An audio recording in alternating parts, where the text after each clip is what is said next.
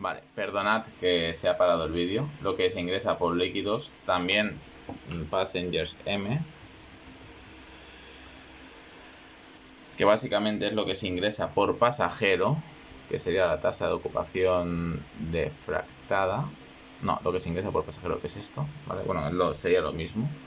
Y esto lo divido entre el número de pasajeros, que lo tengo aquí. Esto me lo llevaría hacia abajo.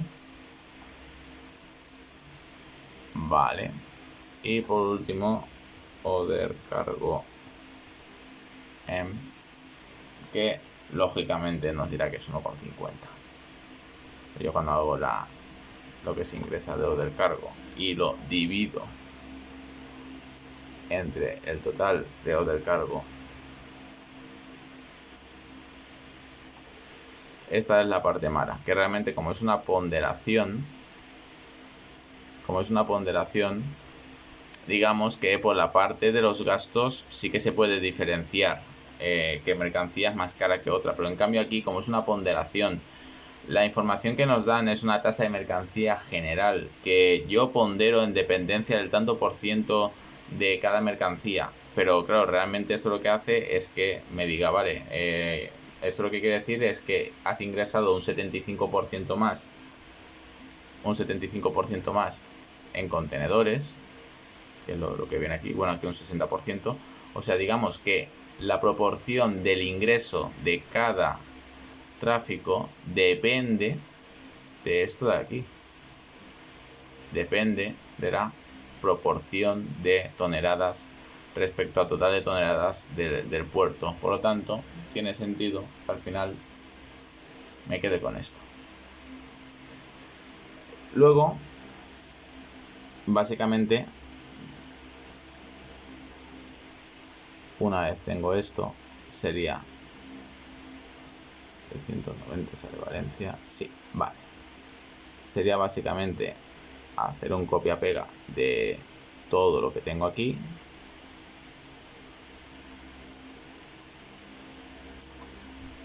Vale, he cogido una de Vigo. Vale.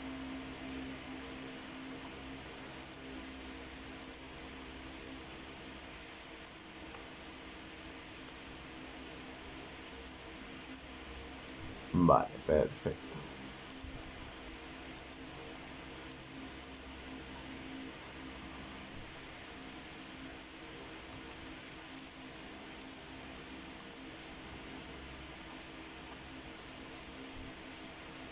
Vale, y aquí básicamente lo que tengo son los costes marginales. Coste marginal con el método 1 del output 1, con el método 1 del output 2, con el método 1 del output 3, con el método 1 del output 4, con el método 1 de la superficie, y coste marginal del output 1 con el método 2, coste marginal del output 2 con el método 2, coste marginal del output 3 con el método 2, coste marginal del output 4 con el método 2, y aquí por último pues coste marginal del método 2, que es de la superficie.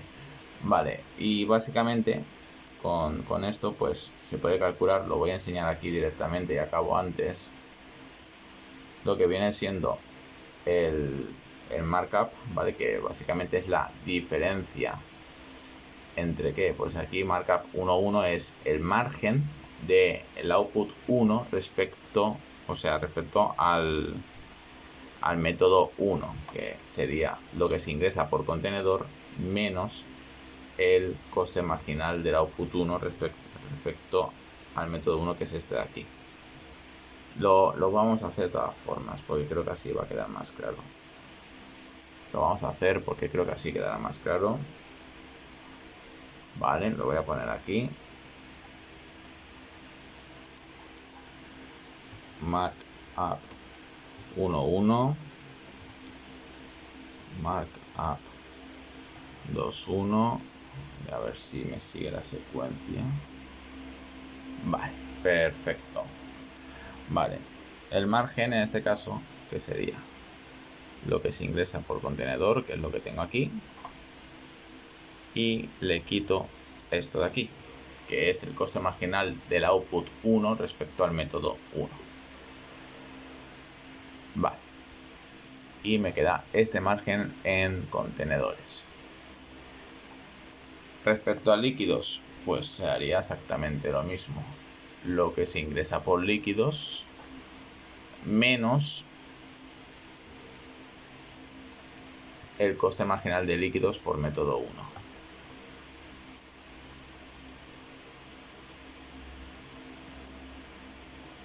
Vale.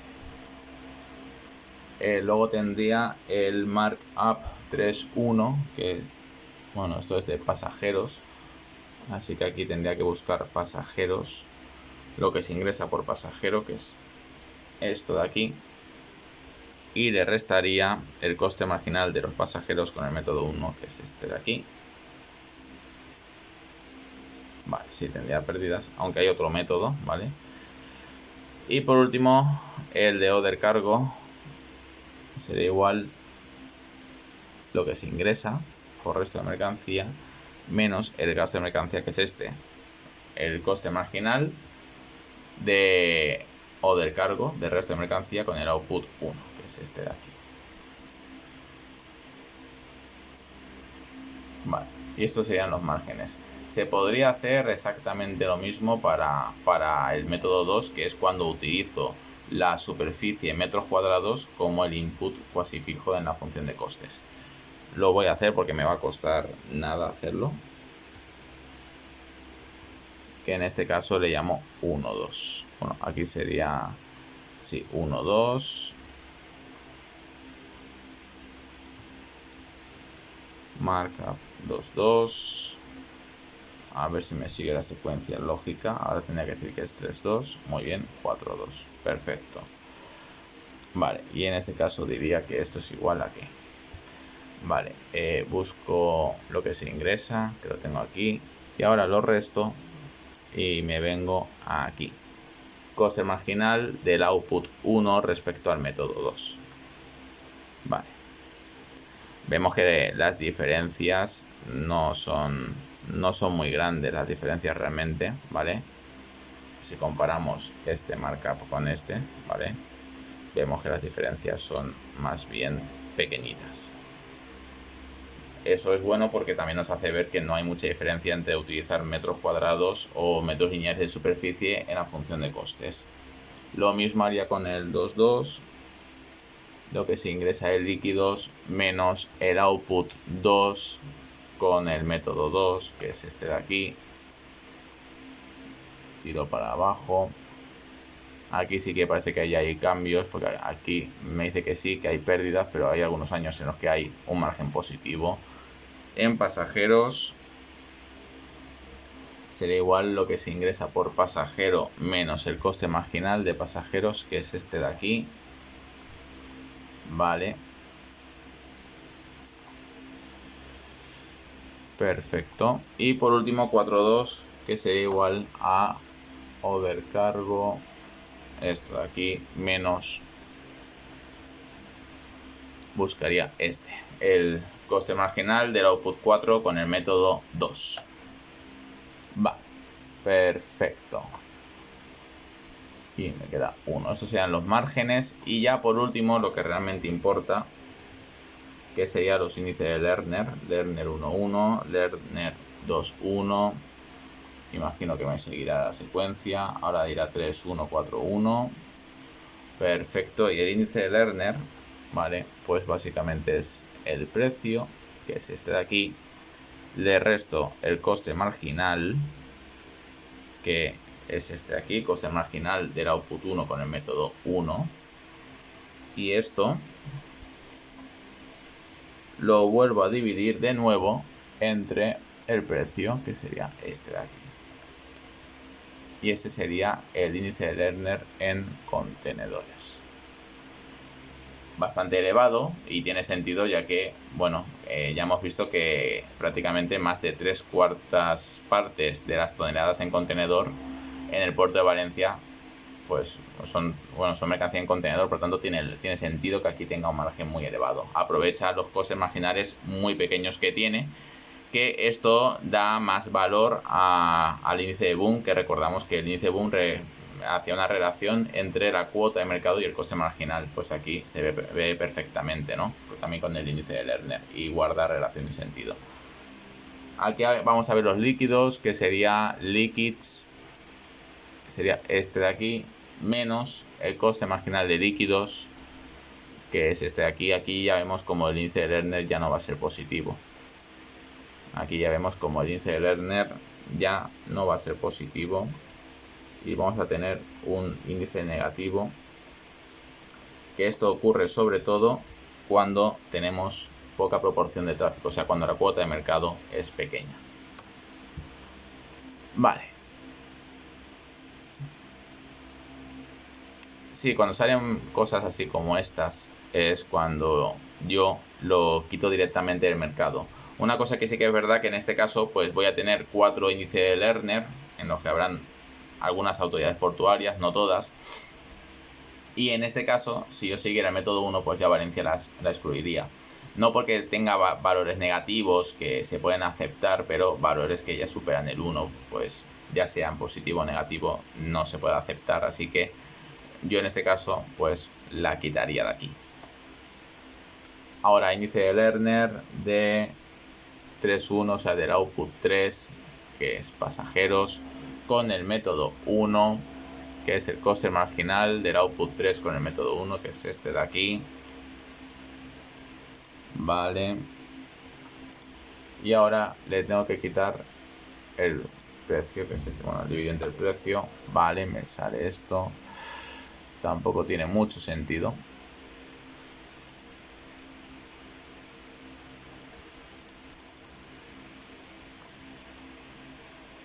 No tiene mucho sentido porque hay valores que superan el 1, entonces también lo sacaría fuera, no lo utilizaría. Y por último me voy a order cargo.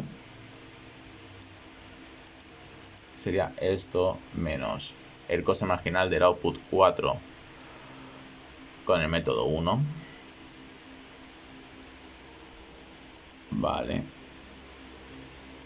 Y esto lo divido entre order cargo, entre el precio. Vale.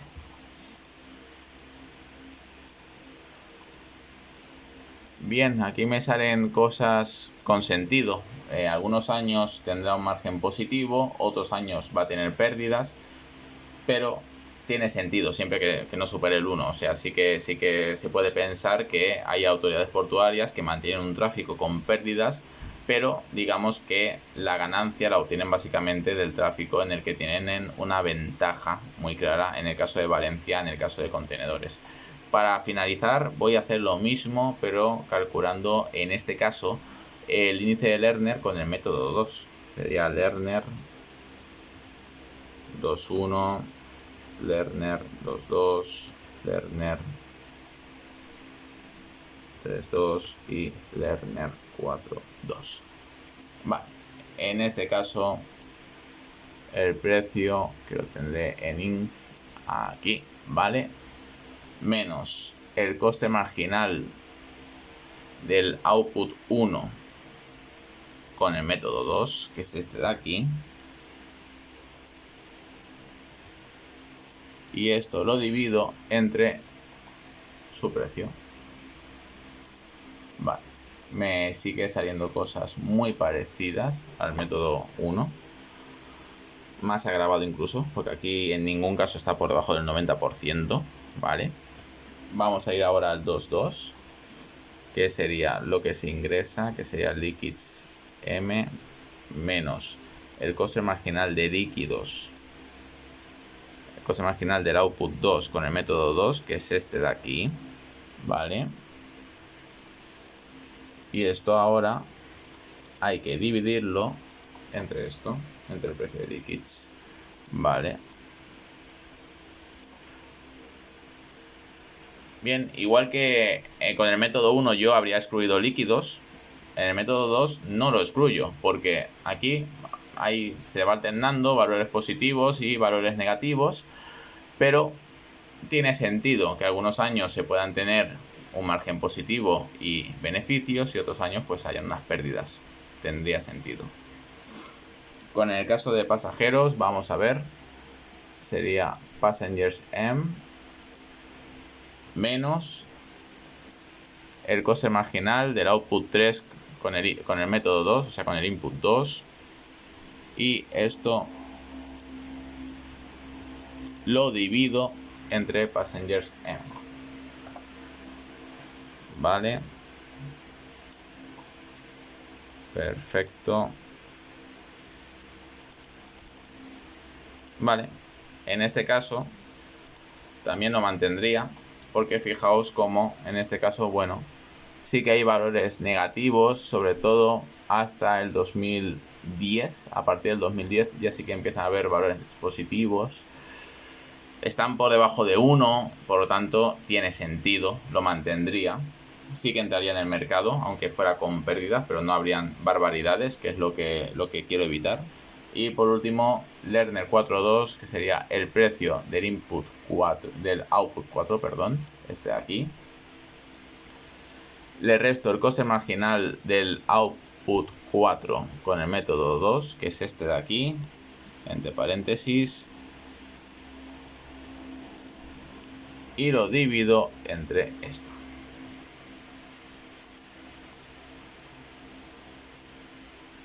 Perfecto. Vale. Y también lo mantendría. En este caso, todos los valores entre 0 y 1, ¿vale? Bueno, entre menos 1 y 1, mejor dicho. Aquí hay valores que son negativos, muy poco. Esto es una pérdida del 1%, aquí la pérdida es del 8%. Y en todos los casos prácticamente pues sí que hay unas ganancias.